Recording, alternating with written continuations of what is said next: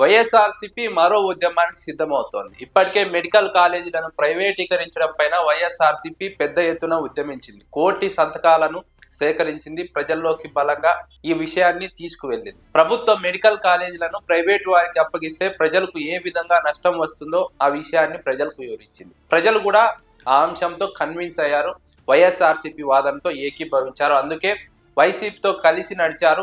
వైసీపీతో కలిసి నడిచిన నేపథ్యంలో వైఎస్ఆర్సీపీ చేపట్టిన ఉద్యమం సక్సెస్ఫుల్ గా పూర్తయింది.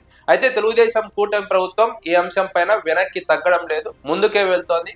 ముందుకు వెళ్తున్నటువంటి క్రమంలో మెడికల్ కాలేజీలకు ట్రిపుల్ పి పద్ధతిలో నిర్వహించేందుకు ఏ ఒక్క ప్రైవేట్ వ్యక్తి కూడా ముందుకు రాకపోవడం ఆశ్చర్యకరం. అయితే ఈ అంశంలో తెలుగుదేశం పార్టీ వితండ వాదన చేస్తున్నప్పటికీ ట్రిపుల్ పి వల్ల లబ్ధి జరుగుతుంది, మంచి జరుగుతుంది. తెలుగుదేశం పార్టీ తీసుకున్నటువంటి నిర్ణయం వల్ల వైఎస్ఆర్సీపీ దీన్ని అడ్డుకుంటోంది, జగన్మోహన్ రెడ్డి అభివృద్ధిని అడ్డుకుంటున్నారని ఎన్ని మాట్లాడినా సరే ఈ అంశంలో ప్రజలకు చివరిగా నష్టం జరుగుతుందన్నది వాస్తవం. ఈ అంశాన్ని తెలుగుదేశం పార్టీ కూడా అంతర్గతంగా అంగీకరిస్తోంది. కానీ చంద్రబాబు నాయుడు ఈ అంశంలో ముందుకు వెళ్తున్నారు. ఇదే అంశం పైన వైఎస్ఆర్సీపీ భవిష్యత్తులో కూడా పోరాటాలు కొనసాగించే అవకాశం ఉంది. అయితే దీంతో పాటు మరో కీలకమైనటువంటి అంశంపై వైఎస్ఆర్సీపీ ప్రజల్లోకి వెళ్ళబోతోంది. కీలక అంశం పైన రాష్ట్ర ప్రభుత్వం వ్యవహరిస్తున్న తీరును ఎండగట్టబోతోంది. మహాత్మా గాంధీ జాతీయ ఉపాధి గ్రామీణ హామీ పథకాన్ని హక్కుగా 2005లో యూపీఏ ప్రభుత్వం తీసుకొచ్చింది. 2006లో అనంతపురం జిల్లా నార్పల మండలం బండ్లపల్లిలో ఆ పథకాన్ని ప్రారంభించారు.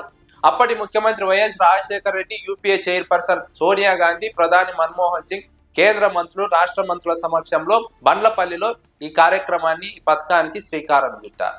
ఆ రోజు నుంచి ఏడాదిలో 100 రోజుల పాటు పేదలకు లేదంటే గ్రామీణ ప్రాంత ప్రజలకు ఉపాధి హామీ చట్టం ద్వారా పని దినాలు కల్పించారు. చాలా ప్రాంతాల్లో వలసలు, కరువు, నిరుద్యోగం వంటి వాటిని పారద్రోలడంలో ఈ పథకం కీలక భూమిక పోషించింది.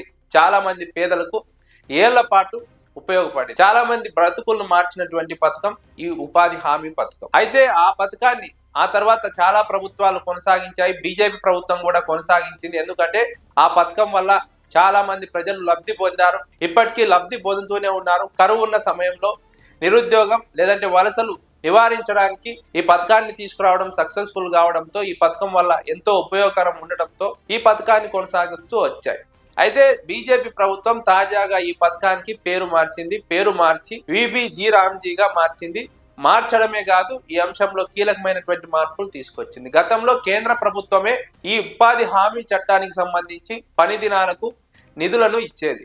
కానీ ఇప్పుడు రాష్ట్ర ప్రభుత్వాలు కూడా భరించాలి. 40% రాష్ట్ర ప్రభుత్వాలు భరిస్తే 60% కేంద్ర ప్రభుత్వం భరిస్తుంది. గతంలో పూర్తిగా కేంద్ర ప్రభుత్వమే భరించేది. కానీ ఆంధ్రప్రదేశ్ లాంటి ఆర్థికంగా ఇబ్బంది పడుతున్నటువంటి రాష్ట్రాల్లో 40% భరించాలంటే చాలా ఇబ్బందికరం. రాష్ట్రం పైన ఆర్థిక భారం పడుతుంది. ఇక్కడ రాష్ట్ర ప్రభుత్వాలు ఆ పథకాన్ని ఇంప్లిమెంట్ చేయలేవు. ఇంప్లిమెంట్ చేయకపోతే కరువు సమయాల్లో వలసలు పెరుగుతాయి, నిరుద్యోగం పెరుగుతుంది, దాదాపు ప్రజలు చాలా ఇబ్బందులు పడాల్సి వస్తుంది. ఈ విషయం పైన వైఎస్ఆర్సీపీ పార్లమెంట్ లో కూడా ప్రస్తావించింది. వైసీపీ ఎంపీ అవినాష్ రెడ్డి ఈ అంశంలో కేంద్ర ప్రభుత్వం నిర్ణయాన్ని వెనక్కి తీసుకోవాలని కోరారు. రాష్ట్రాలు కాదు, కేంద్రమే అంతా భరించాలి, రాష్ట్రాలపైన ఆర్థిక భారం ఉంచకూడదని వైఎస్ఆర్సీపీ ఎంపీ అవినాష్ రెడ్డి వైసీపీ విధానాన్ని స్పష్టంగా ప్రకటించారు. ఇప్పుడు వైసీపీ అంశాన్ని ప్రజల్లోకి తీసుకువెళ్లాలని భావిస్తోంది. ఎందుకంటే ఇక్కడ రాష్ట్ర ప్రభుత్వ వైఖరిని ప్రధానంగా వైసీపీ ఎండగట్టబోతోంది. తెలుగుదేశం కూటమి ప్రభుత్వంలో రాష్ట్రంలో బీజేపీ భాగస్వామ్య పార్టీగా ఉంది. ఎన్డీఏలో కేంద్రంలో తెలుగుదేశం పార్టీ భాగస్వామ్య పార్టీగా ఉంది. అయినప్పటికీ ఈ అంశం పైన ఎలాంటి అభ్యంతరం చెప్పడం లేదు. రాష్ట్రం ఆర్థికంగా ఇబ్బందుల్లో ఉంది. అప్పు చేయకపోతే రాష్ట్రం ముందుకు నడిచే పరిస్థితి లేదు.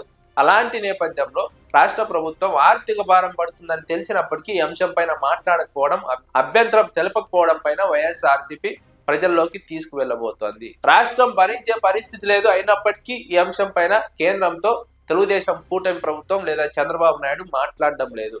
ఈ అంశంలో రాష్ట్రాలకు మినహాయింపు ఇవ్వాలని మాట్లాడడం లేదు. పేరు మార్చారు, పేరు మార్చినంత మాత్రాన పెద్దగా నష్టపోయేది ఏమీ లేదు. కానీ ఇక్కడ రాష్ట్రాలు భారం భరించాలంటే మాత్రం రాష్ట్రాలు అమలు చేయలేవు. రాష్ట్రాలు అమలు చేయలేనప్పుడు ఈ పథకాన్ని ప్రజలపైన భారం పడుతుంది. ప్రజలకు వలసలు, నిరుద్యోగం తప్పదు. ఈ అనివార్యమైనటువంటి పరిస్థితి నుంచి ప్రజలను కాపాడాలంటే కేంద్రమే పూర్తిగా భారం వేసుకోవాలి, కేంద్రమే నిధులు ఇవ్వాలి. రాష్ట్రాలు భరించలేవని స్పష్టంగా తేల్చి చెప్పాలి. ఈ అంశం పైన తెలుగుదేశం కూటమి ప్రభుత్వం లేదా చంద్రబాబు నాయుడు మాట్లాడడం లేదు. కేంద్ర ప్రభుత్వం పైన ఒత్తిడి తీసుకురావడం లేదు. చంద్రబాబు నాయుడు వైఖరిని ప్రజల్లోకి తీసుకువెళ్ళడానికి ఎండగట్టడానికి ముఖ్యంగా వైఎస్ఆర్సీపీ ఈ అంశాన్ని భుజాన వేసుకోబోతోంది. దీనివల్ల ప్రజలు తీవ్రంగా ఇబ్బంది పడతారు. ఏదైతే మెడికల్ కాలేజీలను ప్రైవేటీకరిస్తే ఏ విధంగా ప్రజలు ఇబ్బంది పడతారో ఈ అంశంలో కూడా గ్రామీణ పేద ప్రజలు తీవ్రంగా ఇబ్బంది పడతారు. గ్రామీణ రైతాంగం తీవ్రంగా ఇబ్బందులు పడుతుంది. రైతులకు పంట లేనప్పుడు లేదా కరువు ఉన్నప్పుడు ఈ ఉపాధి హామీ పథకమే రైతులకు ఇన్నాళ్ళు కూడా అన్నం పెట్టి, ఇప్పుడు ఈ పథకం రాష్ట్రం సరిగా ఇంప్లిమెంట్ చేయకపోతే, కేంద్రం ఇచ్చే నిధులతో రాష్ట్రం ఇంప్లిమెంట్ చేయలేకపోతే అది ఖచ్చితంగా గ్రామీణ పేదలపైన, మధ్యతరగతి ప్రజలపైన, రైతులపైన, కూలీలపైన తీవ్రంగా ఉంటుంది. దీనివల్ల తీవ్రంగా నష్టపోవాల్సి వస్తుంది. కాబట్టి ఈ అంశాన్ని వైఎస్ఆర్సీపీ భుజాన వేసుకొని భవిష్యత్తులో తెలుగుదేశం ప్రభుత్వం యొక్క వైఖరిని, చంద్రబాబు నాయుడు వైఖరిని ఎండగట్టేందుకు ముందుకు వెళ్ళబోతోంది.